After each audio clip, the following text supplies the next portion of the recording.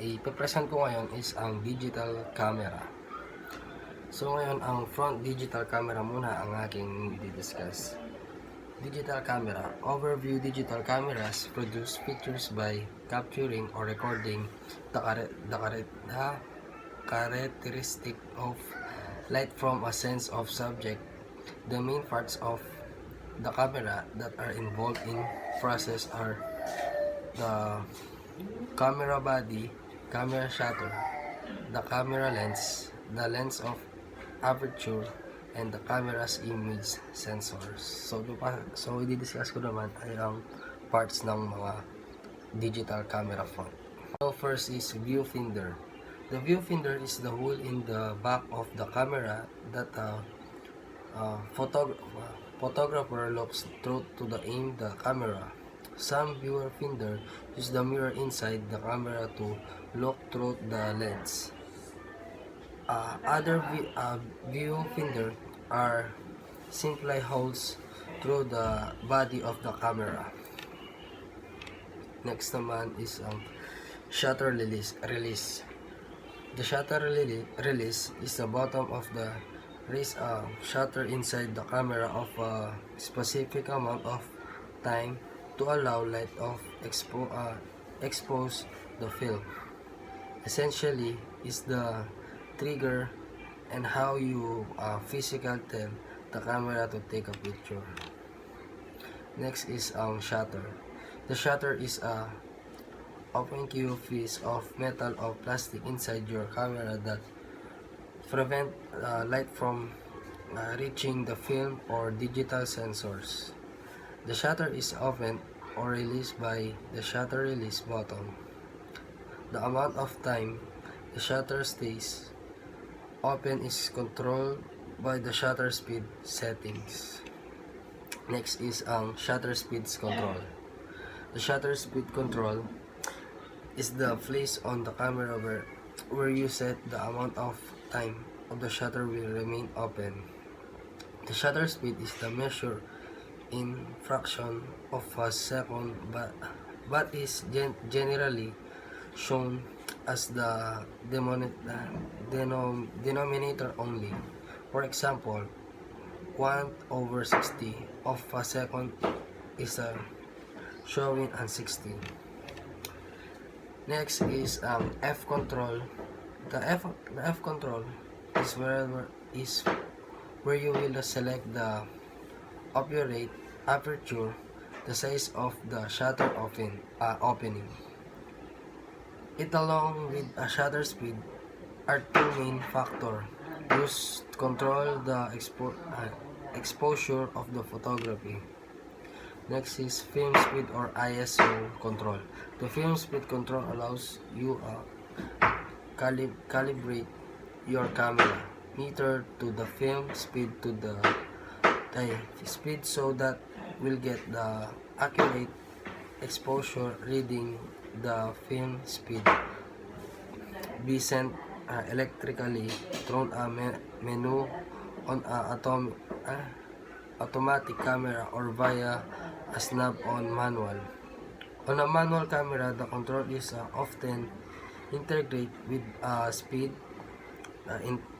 indicator on the top of the camera. Next is film compartment. In the film compartment, in a film camera, it is a compartment in the back of the camera to hold film. This compartment has a space from the film canister, sprockets to guide the film across the exposure area, a pressure plate to tighten the film, and the take-up rail to wind the film. Next is digital sensor. In the digital camera, the compartment is replaced with an array of electronic that makes the camera function but stay hidden to the photographer. Among these internal parts of digital sensors, which is solid state device the captures the lights much as a piece of film does. The information is then transferred to the camera to form the digital camera that refers to the LCD screen and is stored in the digital media card. Next is flash. The most camera now include a built-in flash. Some are simple light bulbs and built in the front of camera. On SLR camera, most built-in flashes pop up out of a protective storage area on the top of the camera. Next is hot shoe mount. The hot shoe mount is the point of the top of the most SLR and DSLR camera where an external flash can be connected. It is called a hot shoe because its electric contact point and guide rays to fit over the bottom of the flash like a shoe. Last is lens ring mount. On the camera that allowed from interchangeable lens. There is metal ring of front of the camera where the lens will attach. This ring contains electrical contact point of the connect the lens controls the camera body. There is small bottom of lever to side of this mount called the lens release bottom that release the lens from the body. So yun lang po guys. Next naman is ang digital camera back. So a digital camera back is a device that attach to the back of camera and place the traditional negative film holder and contains electronic image sensors. This lets camera that were designed to use film take digital photographs. These camera back are generally expensive by consumer standards and primarily built to the attach on medium and large format cameras used by professional photographers. So ngayon naman discuss ko rin ngayon ay ang mga parts din ng digital camera back. Po yung mga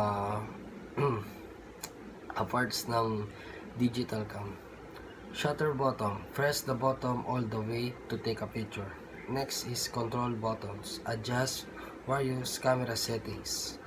And next, shooting mode dial. Change among different sense modes. Adjust exposure choice and so on. Microphone. Capture audio for movies, clips, and voice annotation or even active a sound triggered self-timer. Focus assist light. Help the camera focus in the dim lighting condition. Next is electronic flash. Provide additional light to your sense. Next is optical viewfinder.